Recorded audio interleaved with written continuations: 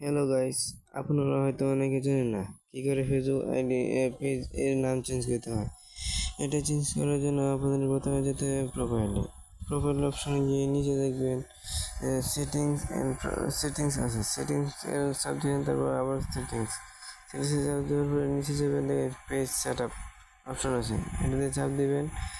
দেওয়ার পরে যে নেম আসবে, এই নেম অপশনে একটা চাপ দিবেন।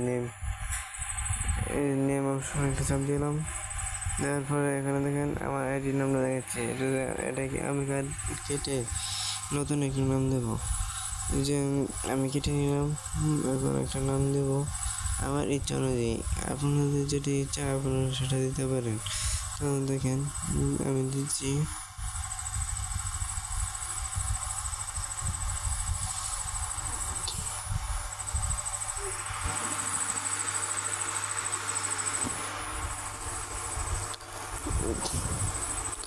নাম নামটা দিলাম। এখন দেবো রিভিউ চেঞ্জ। এই যে এখন আমার পাসওয়ার্ড চেবে, এই জায়গাটাতে আমার পাসওয়ার্ডটা দেবো, এই কালি জায়গাটাতে পাসওয়ার্ডটা দিলাম। তারপর সেভে দিলে আবার নেমে চাপ দিব। এরপর একেবারে আবার এখান থেকে